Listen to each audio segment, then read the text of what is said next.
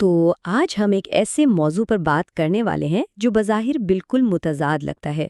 Pakistan army کی سخت کیر، روبدار خاکی وردیوں کے پیچھے چھپی ایک بے حد دلچسپ اور یقین مانے حیران کن حد تک مزاحیہ دنیا۔ چلیں اس جائزے کا آغاز کرتے ہیں۔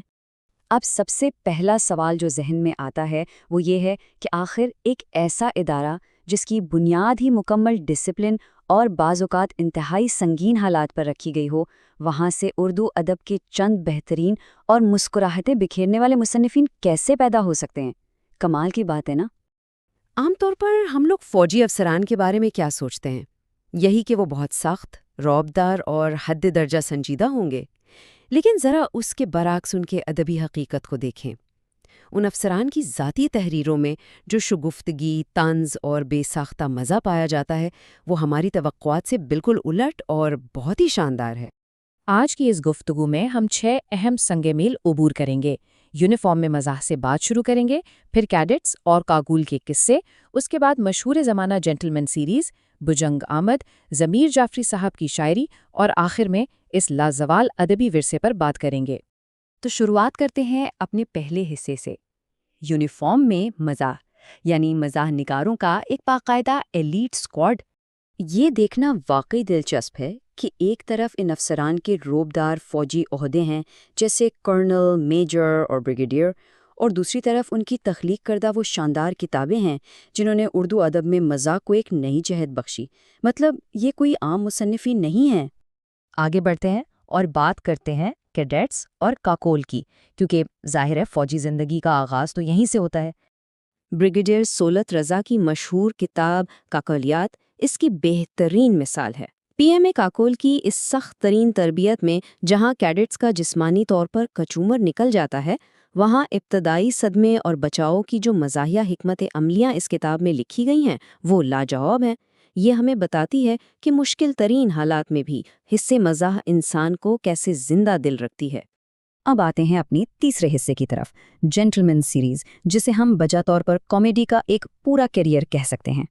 کرنل اشفاق حسین نے ایک فوجی کیریئر کے پورے سفر کو جن عنوانات سے پیش کیا ہے وہ واقعی کمال ہیں۔ جنٹلمین بسم اللہ سے لے کر الحمدللہ اور پھر اللہ اللہ تک۔ روزمرہ بولے جانے والے ان عام اسلامی الفاظ کے ذریعے فوج کی زندگی کے حیران کن اور مزاحیہ پہلوؤں کو ایک زبردست ترتیب میں پیش کیا گیا ہے۔ ان کتابوں کی سب سے خاص بات یہ ہے کہ یہ صرف ہساتی نہیں ہے۔ ہاں، کہے تو بے ساختہ نکلتے ہیں، لیکن اچانک ہی کوئی ایسا جذباتی اور رلا دینے والا واقعہ سامنے آ جاتا ہے جو سیدھا دل پر لگتا ہے۔ یعنی پردے کے پیچھے کے انکشافات کے ساتھ ساتھ یہ کتابیں فوجیوں کی قربانیوں کا ایک بہت ہی گہرا اور انسانی رخ بھی دکھاتی ہیں۔ اور ہاں، یہ مزاح صرف ملکی سرحدوں تک محدود نہیں رہا۔ جنٹلمین اللہ اللہ دراصل سعودی عرب میں ان کی 2 سالہ تعیناتی کا سفر نامہ ہے۔ اس سے ایک بات تو ثابت ہو جاتی ہے کہ ایک حاضر دماغ اور مزاحیہ انسان دنیا کے کسی بھی کونے میں چلا جائے وہ اپنے لیے مسکرانے کا زبردست مواد ڈھونڈ ہی لیتا ہے۔ اب ذرا ماحول تبدیل کرتے ہیں۔ چوتھا حصہ ہے بیجنگ آمد اور مزید، جہاں جنگ کے شعلوں کا سامنا ایک شاندار ذہانت سے ہوتا ہے۔ کرنل محمد خان صاحب، دوسری جنگ عظیم کا وقت تھا۔ برٹش انڈین آرمی کی طرف سے خدمات انجام دیتے ہوئے انہوں نے عراق، مصر، فلسطین اور مغربی صحرا جیسے انتہائی خطرناک محاذوں پر جرمن فوجوں کا مقابلہ کیا۔ یہ وہ جگہیں تھیں جہاں موت واقعی ہر لمحے سر پر منڈلاتی تھی۔ لیکن کرنل محمد خان کی اصل قابلیت ہی یہی تھی۔ ذرا سوچیں، عالمی جنگ کی ہولناک اور تلخ حقیقتوں کو ایک انتہائی کامیاب، ہلکی پھلکی اور مزاحیہ آبیتی میں ڈھال دینا۔ بجنگ آمد اسی جادو کا نام ہے۔ اس ایک کتاب نے انہیں راتوں رات صف اول کے مزاح نگاروں میں لا کھڑا کیا۔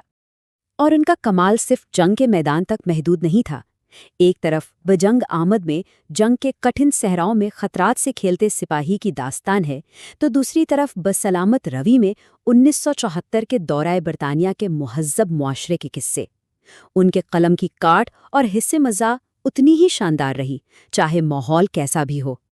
آگے چلتے ہیں اپنے 5ویں حصے کی جانب، ضمیر جعفری کی شاعری، جہاں فوجی ڈسپلن نے طنز اور معاشرے کی عکاسی کا روپ دھار لیا۔ میجر ضمیر جعفری صاحب کسی تعارف کے محتاج نہیں۔ آرمی ایجوکیشن کور کے اس مایا ناز افسر نے مشرق بعید سے لے کر 47 اور 65 کی پاک بھارت جنگوں تک بے پناہ خدمات انجام دیں، لیکن انہوں نے اپنے ان تمام سنجیدہ تجربات کو اپنی طنزیہ اور مزاحیہ شاعری کے ذریعے ایک شاندار ادبی روپ دے دیا۔ یقین کریں ان کا ادبی سرمایہ حیران کن حد تک وسیع ہے۔ 78 سے زیادہ کتابیں، آگ اختارہ، زمیلیات، ماف ضمیر جیسی شاہکار تخلیقات، اور وہ بھی صرف اردو نہیں بلکہ پنجابی اور انگریزی زبانوں میں بھی۔ ان کا ہلکا پھلکا مذاق دراصل معاشرے کی خامیوں پر ایک بہت گہرا تبصرہ ہوتا تھا، جو ہنسنے کے ساتھ ساتھ سوچنے پر بھی مجبور کر دیتا تھا۔ ویسے ایک بہت ہی دلچسپ اور کم معلوم حقیقت بتاؤں، ریٹائرمنٹ کے بعد ضمیر جعفری صاحب CDA کے پہلے PR ڈائریکٹر بنے، یعنی الفاظ کے اس جادوگر نے باقاعدہ طور پر نئے دارالحکومت اسلام آباد کی سڑکوں اور سیکٹرز کے نام رکھنے میں اہم کردار ادا کیا۔ دارالحکومت کا موجودہ نقشہ ایک طرح سے ان کی تخلیقی سوچ کی ہی گواہی دیتا ہے نا کمال کی بات؟ اب ہم اس گفتگو کے آخری حصے کی طرف بڑھ رہے ہیں، ایک لازوال ادبی ورثہ اور ان خاکی یونیفارمز کے پیچھے چھپے اصل انسان۔ یہ کتابیں آج بھی لوگوں میں بے حد مقبول ہیں، اور اس کی وجہ بالکل صاف ہے۔ یہ محض ہنسی مذاق نہیں ہے، بلکہ یہ ایک انتہائی سخت فوجی ڈسپلن اور بیرونی خول کے پیچھے دھڑکتے ہوئے ایک حساس، انسانی اور جذباتی دل کی کہانی سناتی ہیں۔ مزاح، آنسو اور حیران کن انکشافات کا ایک زبردست امتزاج۔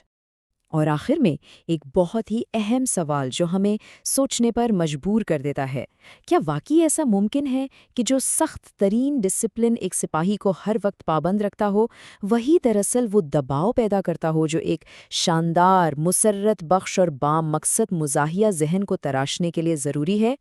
کوئلے سے ہیرا بننے والی بات؟